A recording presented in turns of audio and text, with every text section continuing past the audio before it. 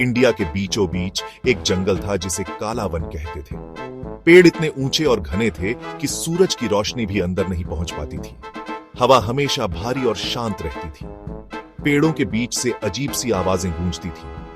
कोई भी वहां जाने की हिम्मत नहीं करता था। यह रहस्य और डर की जगह थी। जानवर काला वन के बारे में फुसफुसाते थे। वे एक शक्तिशाली सांप की कहानियां सुनाते थे। उसे राजा नागराज, किंग कोबरा कहा जाता था। कहते थे कि वो बहुत विशाल था। उसके शल्क ऐसे चमकते थे जैसे कोई जवाहरात हो। कहा जाता था कि नागराज के पास जादुई शक्तियां थी। वो अपनी जीभ और अपने दांतों के एक इशारे से काला वन पर राज करता था। जंगल में हर कोई उसके गुस्से से फिरता था। चिंकी नाम का खरगोश काला वन के पास रहता था। वो एक जिज्ञासु और साहसी खरगोश था। चिंकी को नई जगहें तलाशने का बहुत शौक था। वो हमेशा सवाल पूछता रहता था।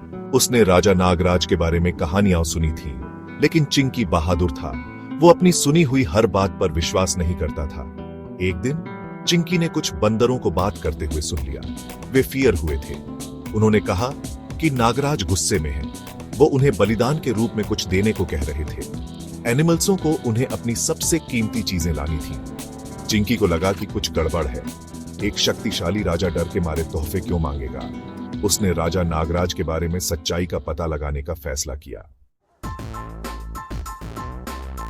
चिंकी जानता था कि वो अकेले काला वन नहीं जा सकता। उसे मदद की जरूरत थी।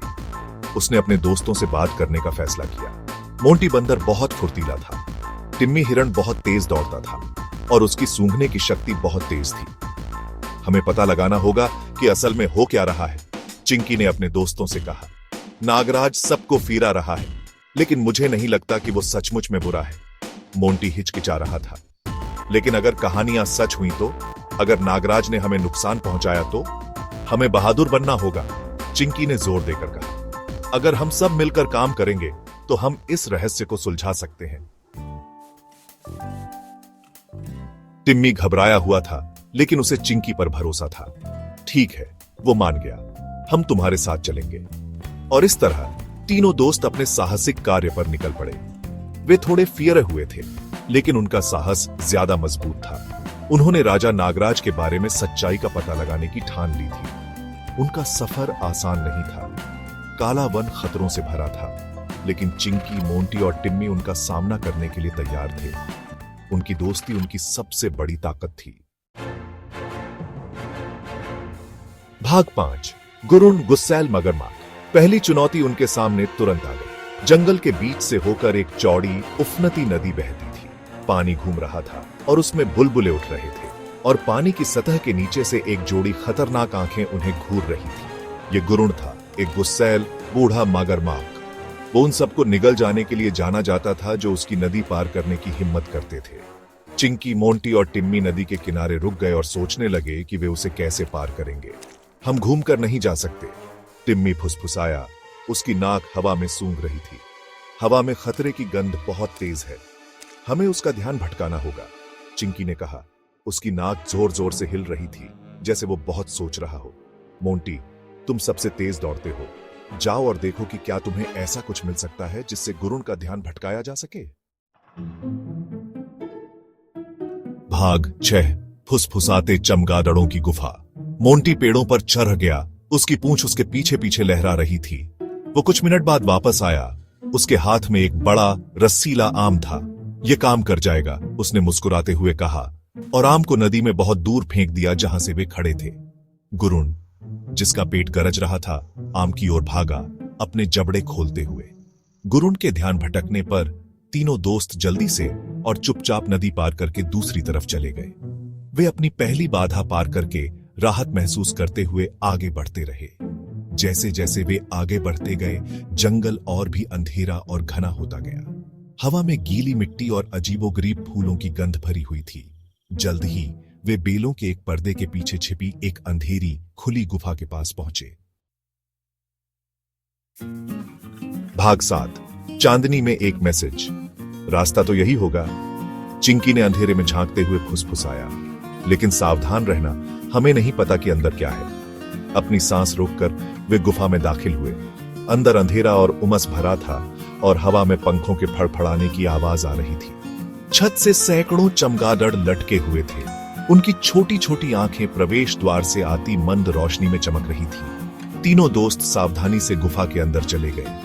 उनके दिल उनकी छाती में जोर जोर से धड़क रहे थे। जमीन ऊंची नीची और खतरनाक थी। उस पर ढीले ढाले पत्थर और काई के फिसलन भरे टुकड़े बिखरे हुए थे।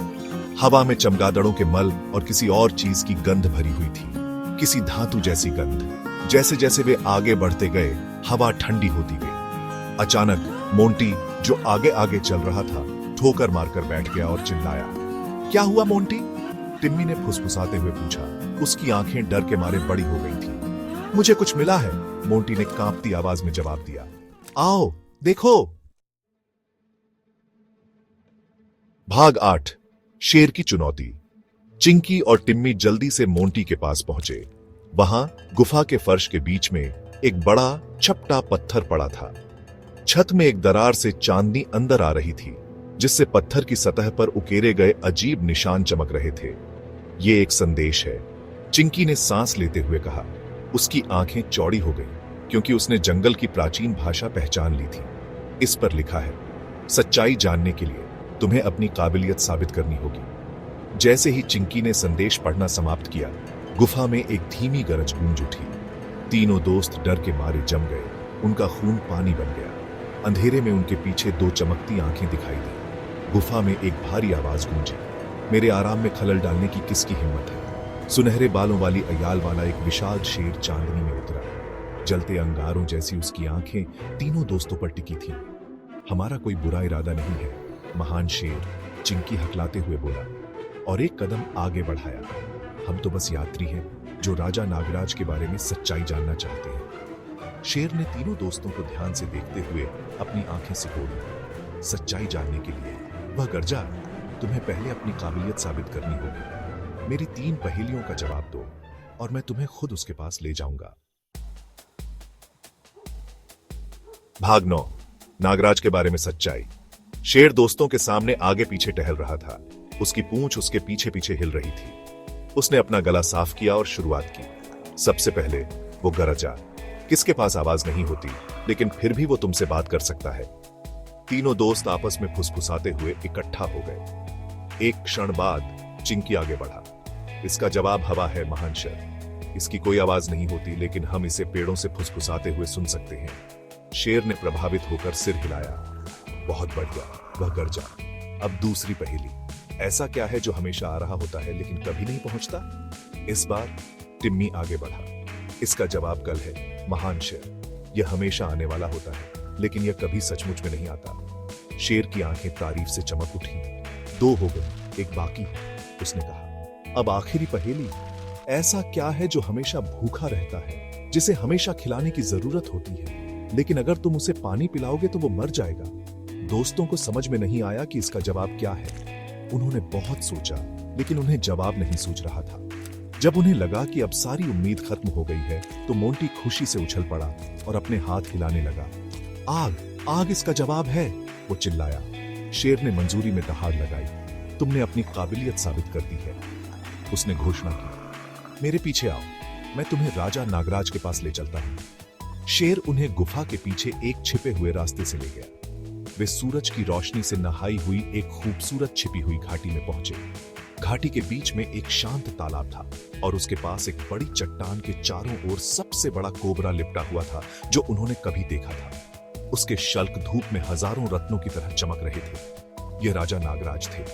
जैसे ही वे पास पहुंचे, शेर बोला, राजा नागराज, इन बहादुर प्राणियों ने अपनी काबिलियत साबित कर दी है। वे सच्चाई जानना चाहते हैं।